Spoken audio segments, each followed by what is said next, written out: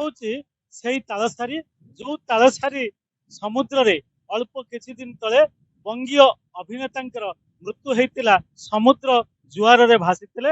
ଏବଂ ଏଇଠି ଦେଖନ୍ତୁ କେମିତି ସମୁଦ୍ର ଆଜି କରାଳ ରୂପ ନେଇଛି। ନିଶ୍ଚିତ ଭାବରେ ମୁଁ କ୍ୟାମେରା ପର୍ସନ କହିବି ଦେଖେଇବେ କେମିତି ଜେଟି ପାଖାପାଖି ସମୁଦ୍ରର ପାଣି ଏବଂ ଉତ୍ତାଳ ତରଙ୍ଗ ଆସିଲାଣି। ଏହି ସମୁଦ୍ରରେ ଆଜି ଦେଖନ୍ତୁ ଶତାଧିକ ଏଠି ଡଙ୍ଗା ରହିଛି, ଯୋଉ ଡଙ୍ଗାରେ କି ପର୍ଯ୍ୟଟକ ମାନଙ୍କୁ ଦୂରରେ ଥିବା ସେ ଝାଉଁ ଜଙ୍ଗଲ ଏବଂ ସୁବର୍ଣ୍ଣ ଦ୍ୱୀପକୁ ବୁଲିବା ପାଇଁ ନିଆଯାଉଛି। ତେବେ ସବୁଠୁ ଗୁରୁତ୍ୱପୂର୍ଣ୍ଣ କଥା ହେଲା ଯେତେ ସବୁ ଇଏ ଦେଶୀ ଡଙ୍ଗା, ଯନ୍ତ୍ର ଚାଳିତ ଡଙ୍ଗା ସବୁ ରହିଛି, ଯାହାକୁ ଶହ ଶହ ପର୍ଯ୍ୟଟକଙ୍କୁ ଭିତରକୁ ବୁଲେଇବା ପାଇଁ ନଉଛନ୍ତି, ଗୋଟିଏ ବି ଡଙ୍ଗାରେ ଯୋଉ ପର୍ଯ୍ୟଟକ ମାନେ ବସିଛନ୍ତି ସେମାନଙ୍କ ଦେହରେ ଲାଇଫ ଜ୍ୟାକେଟ ନାହିଁ, କୌଣସି ସୁରକ୍ଷାର ବ୍ୟବସ୍ଥା ନାହିଁ।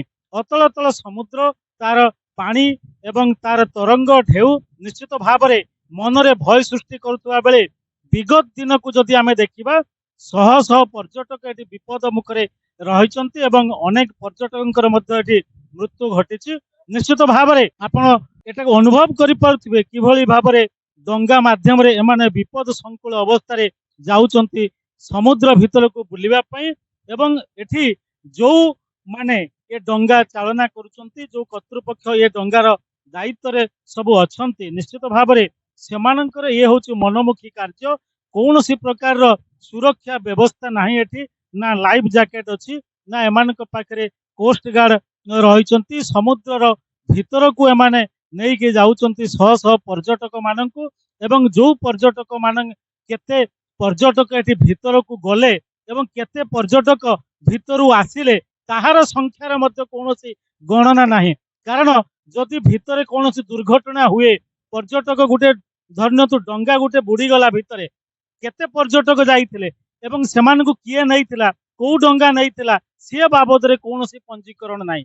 କେବଳ ଏମାନେ ଡଙ୍ଗା ମୁଲାଣ କରି ଚଢା ରେଟ୍ରେ ହଉ ବା ତାଙ୍କର ମନ ମୁତାବକ ରେଟ୍ରେ ହଉ ଡଙ୍ଗା ମୁଲାଣ କରି ଏମାନେ ଭିତରକୁ ଗଲେ ପୁଣି ଫେରିବେ, ସିଏ ସୂଚନା ନାହିଁ। କେତେ ପର୍ଯ୍ୟଟକ ଭିତରକୁ ଗଲେ, କେତେ ପର୍ଯ୍ୟଟକ ଭିତରକୁ ଆସିଲେ, ସିଏ ବାବଦରେ ଇଏ ଠାରେ କୌଣସି ପ୍ରକାରର মানে লিখিত বা ইয়ে নাহি। কোথা থেকে এসেছেন দাদা আপনি? এই যে এখানে নিয়ে যাচ্ছে, যে পর্যটকদের সমুদ্র ভিতরে নিয়ে যাচ্ছে, লাইফ জ্যাকেট নেই, কিছু সুরক্ষা ব্যবস্থা নেই, কি বলবে? কোন টুরিস্ট গেল বা সে আবার কি ভালোভাবে ফিরে এলো কোনো রেকর্ডস নেই এখানে। একটা দুর্ঘটনা ঘটে গেছে কিছুদিন আগে, যেটা কলকাতার লোকেরা খুব উদ্গ্রীব ছিল, শুটিং করতে গিয়ে রাহুল মুখোপাধ্যায় মারা গেল। যে এখানে এসে দেখছি যেটা এখন আবার, আমি প্রায় 10 বছর পর তালসারি এলাম, তখন তো এত জমজমাট ছিল না, ঝাউবনে ঘেরা একটা সুন্দর জায়গা ছিল। এখন তো চারিদিকে শহরের মতো হয়ে গেছে। কিন্তু এই যে বুকিং হচ্ছে, এর কোনো সিকিউরিটি নেই। এটা যে কোনো প্যাসেঞ্জার যাকে নিয়ে যাচ্ছে সে আবার ফিরলো কিনা, সুস্থ হয়ে ফিরলো বাইরে হলো, কোনো রেজিস্টার নেই, কোনো লাইফ জ্যাকেট নেই। এটা উড়িষ্যা গভর্নমেন্টের দেখা উচিত, অন্তত পর্যটকদের সুরক্ষার দিকটা চিন্তা করে।